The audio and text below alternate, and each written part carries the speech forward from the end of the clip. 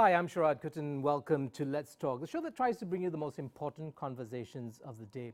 Today we're going to be speaking to an artist from India who deals with the question of war and other things. Baptiste Coelho, he's currently at the Center for Contemporary Art at NTU in Singapore, but he's an independent operator, if I can call you that. Baptiste, thank you so much for joining me in my show.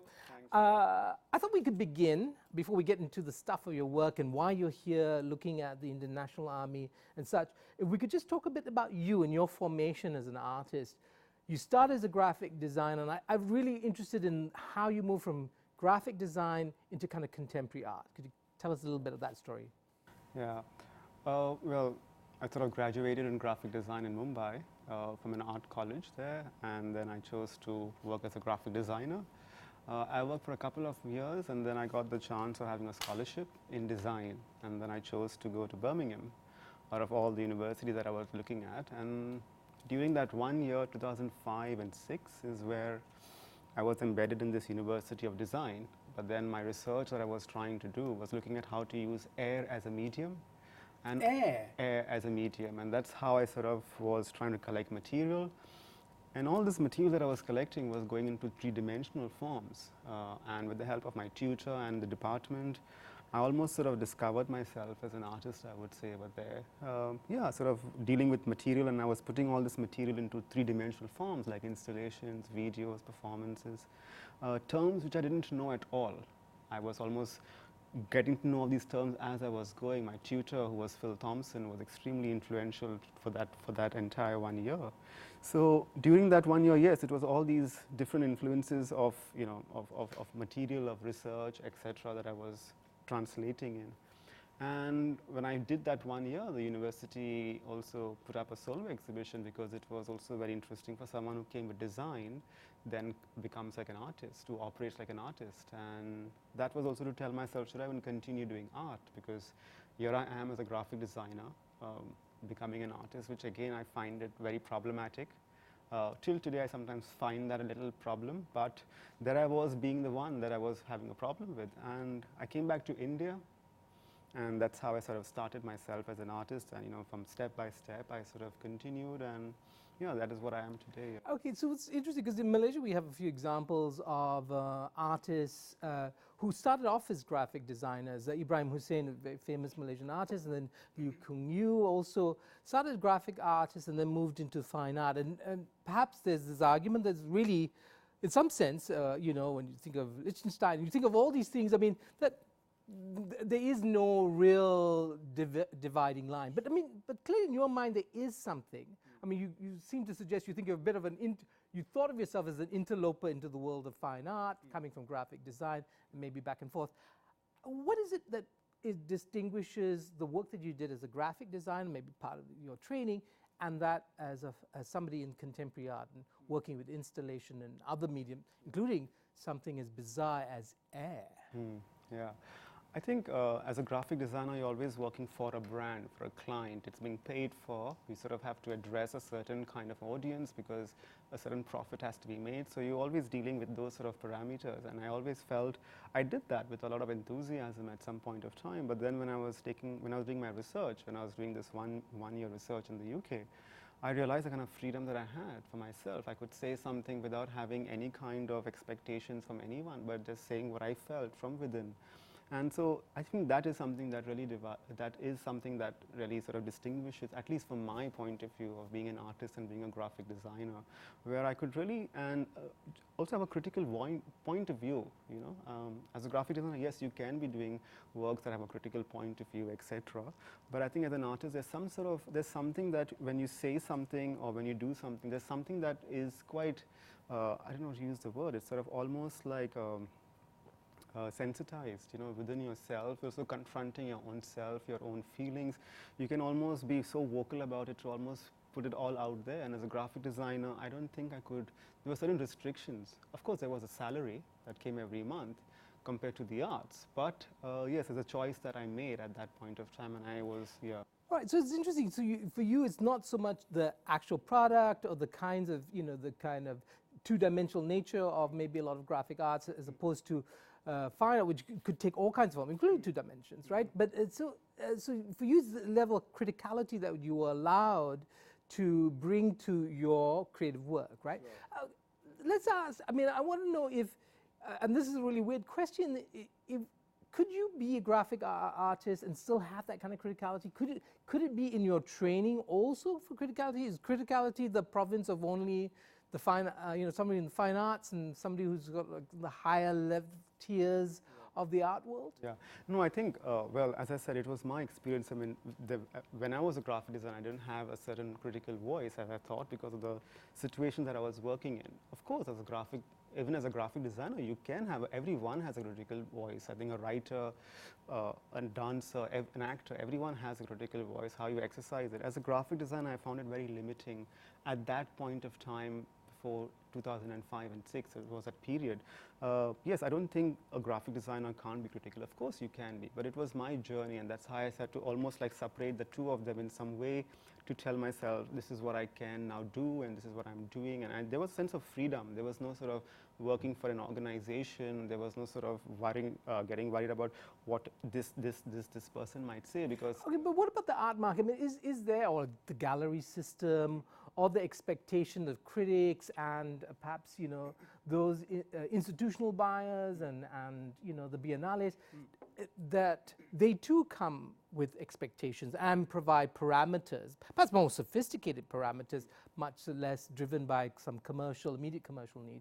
Do you ever feel that the art world also has tried to hem you in or prevent you from thinking in ways that you want to think about? Not really, and I think that is what I think as an artist you can call the shots for yourself. And I think you can decide at the end of the day you are your own creator. So I think you can say you want to be part of a biennial or not, if you want to be part of an art fair or this or that. And I think that sense of freedom, I think, is very golden, as I call it, to the arts. And I think if you can hold on to it, or it all depends. I mean, some artists want to be part of auction houses, pricing, or an art fair, or a biennial, or this or that. And I think each one chooses what part of the art world that you want to be part of. So I think, yeah, there are lots of possibilities, but I think as an artist you choose, and I think I really don't listen to anyone but just myself, and I've tried to always keep that, and I've also protected that, I might say, to a large extent, to always listen to what I want to say, no matter even there's a so-called trend or this or that, that all can be part and parcel, but I think I focus in a manner of telling a story, and that's very core to my practice. Right, okay, and that's what we'll come back to, your stories you're telling through your art. We'll take a short break. We'll be back with more on Let's Talk.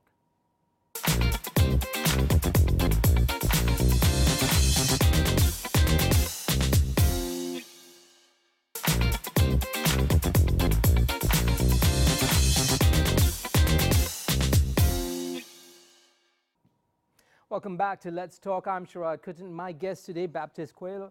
He is an artist from India, but he's currently attached to the Centre of Contemporary Art at NTU in Singapore. That's the CCA in Singapore. Now I'm going to read something from his art, one of his artist statement, and it says, "Multi-layered aspects of people and places form the foundation of my practice that extends beyond the studio. My focus has been to articulate unspoken stories and to conjure meaning from psychological and physical disruptions caused by war."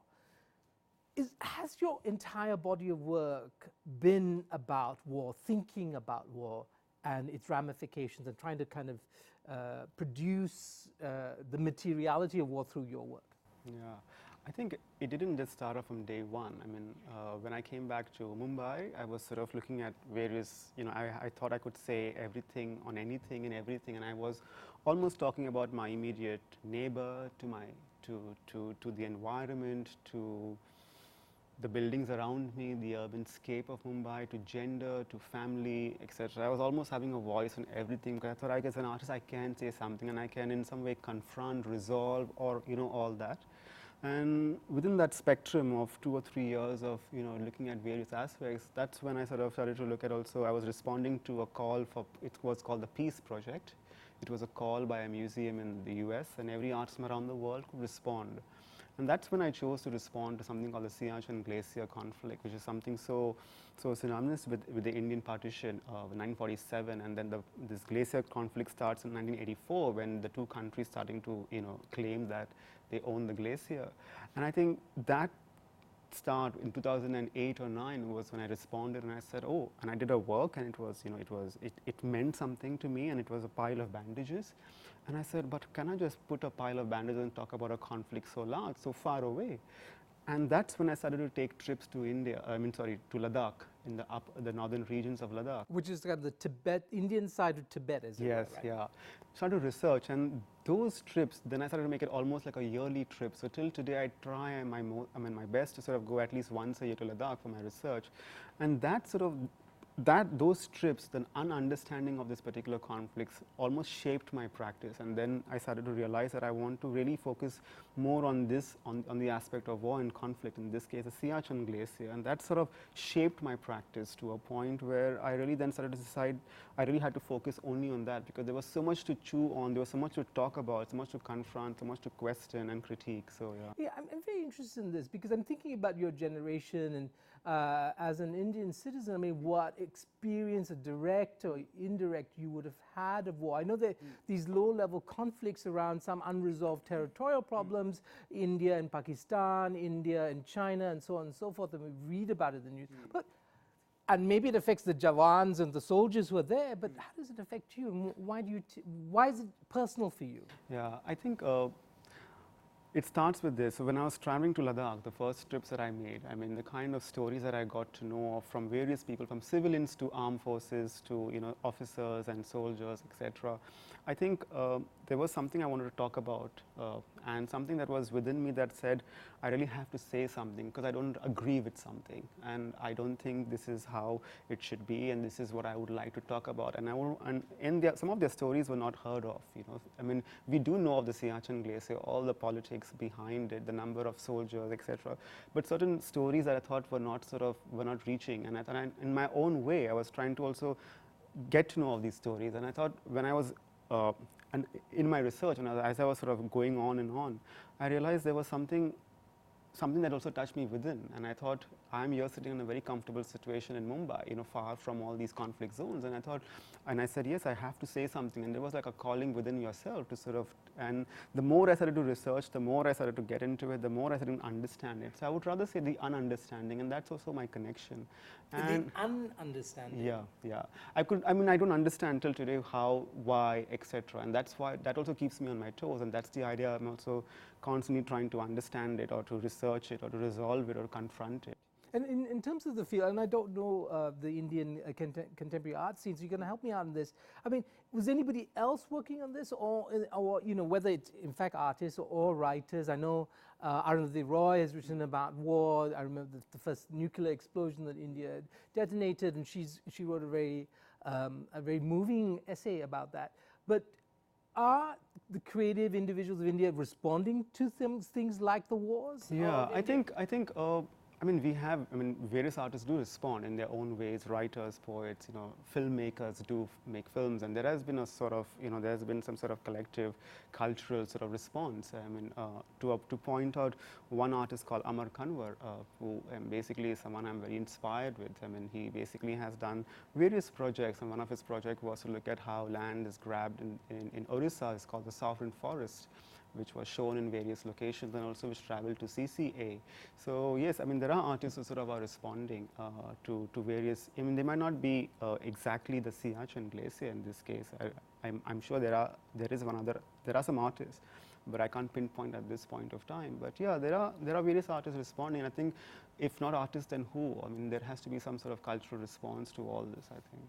Well, so, okay, you say ununderstanding, and I'm sure there's quite a bit of modesty that lies behind that expression you use. But, having worked for a considerable amount of time on this area, what have you learned? What have you learned about the nature of war, the nature of people, or governments, or states, and have you come to has your work opened up an understanding about this phenomenon that you talk about? Yeah. I think the day I understood everything, I would have to shut down, and I think I would just call it a day. And I think that is something which I also don't allow myself to, because I think there's so much to be resolved. Each artwork that I do, basically, there's something that I would resolve at some point. But then I've looked at that artwork after 5 years, and I found something that I should look at, and I've reworked it or developed it further, etc. So yeah, I think it's really difficult to sort of pinpoint and say, this is what I've learned and this not. And every day is a process, and I'm learning as I go. But yes, it's quite sometimes. Is that self-directed then? I mean, in terms, to what extent? I mean, this is a really inadequate. To what extent is your work kind of really self-centered or selfish, or not about the communal experience, the collective experience? I mean, do you seek to change people's minds? It's impossible. I think art will not change the world, but I do have hope that art will bring some sort of experience, some sort of call of some memory that yes, this is what happened at some point of time. I think it's not going to it won't change. I mean, yes, but I do see that sometimes I have had certain responses to my exhibition from an exhibition that I did in Ladakh itself, which was in the conflict. It was very close to the Siachen, not exactly close, but in the same region, and it was interesting to see what people were responding to this particular work. When I've had this work shown in other parts of the world, I've seen how people have responded, oh, we didn't know about it. And I think just to know about it sometimes is also something quite satisfying for myself, to know that the story basically that someone might not know. For that matter, even in Singapore, when I've been researching on this particular experience of the World War II, to know that there was a women's regiment, many of them don't even know about it. So, of course, I also didn't know at some point, but to also know that some people are aware of it now, I think is already something that I'm interested in. What they do with that information, how will it change them, is not something that I can track, and it's not an education system where I can keep track of them for 10 years or whatever. But I think art is also about just also bringing to notice, the questions, the sort of these memories, and what one does. It's not spoon feeding; it's just telling you that this is what happened, and then you sort of try to engage with it if you want to or not. Yeah. Okay, so we're going to move in the next segment to your current work, which is a conflict that happened in the past and has to do with the Indian National Army, because that was present here in Malaya and in Singapore during the Second World War. Okay, we'll take a short break and we'll be right back.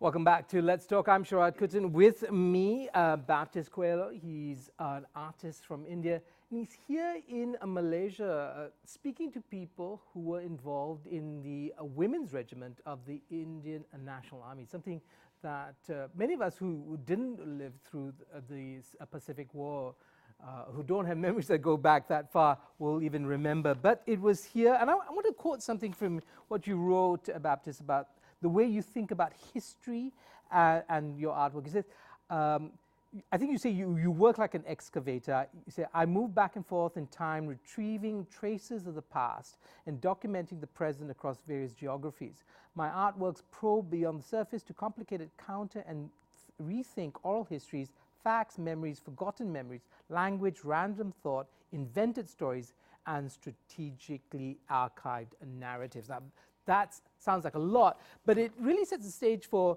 this complicated story of artists engaging with history, because they're not engaging as historians, they're engaging as artists. And I want you to help me understand, what is the distinction?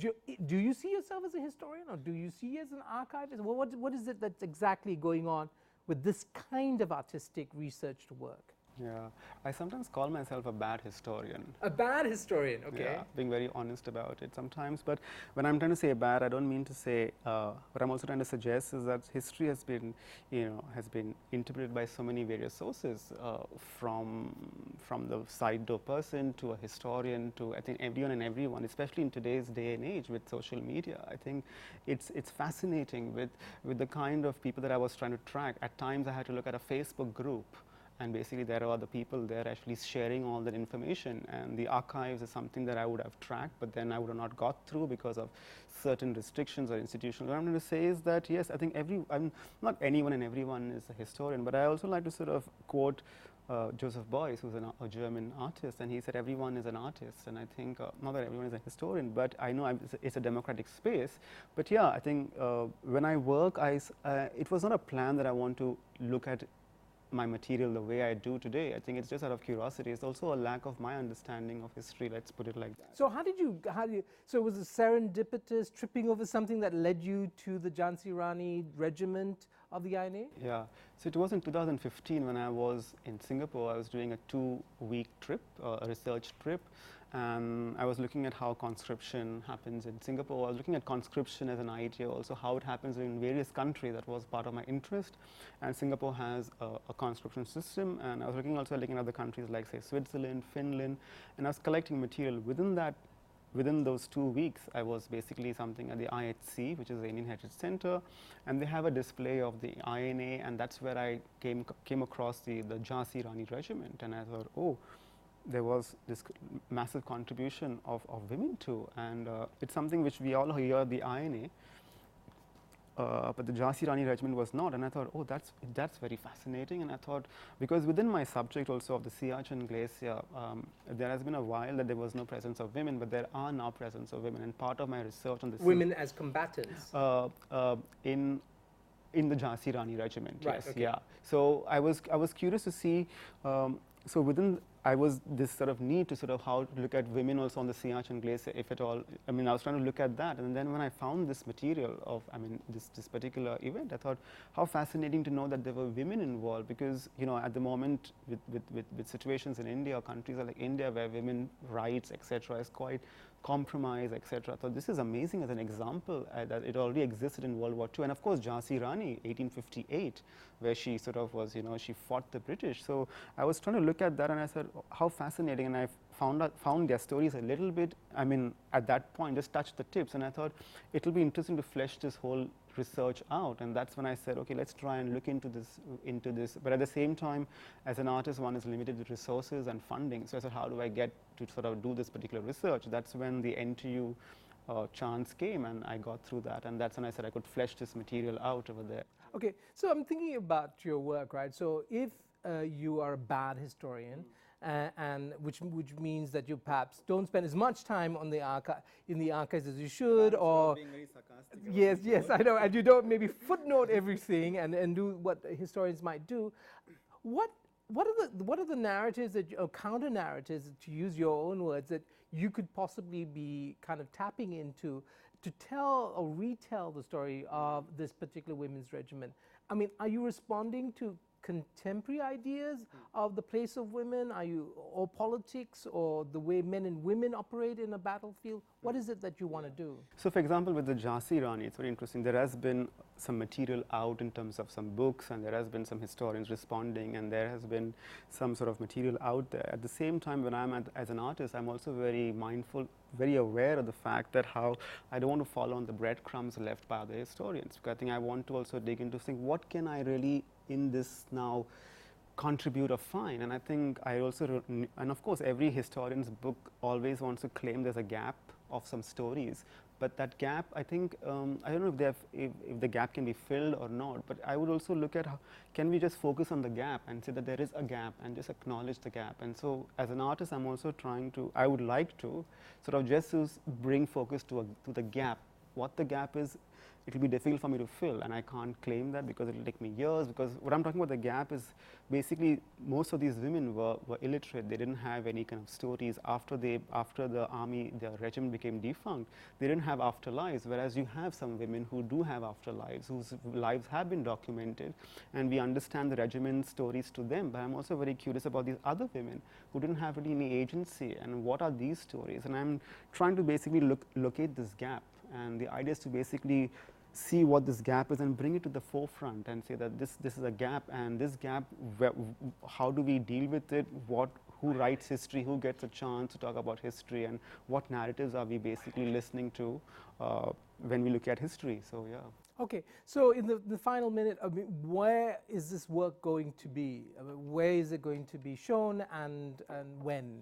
Yeah, no answers for that, simply because the way I work, I really don't know what I will end up doing, what sort of form it will take.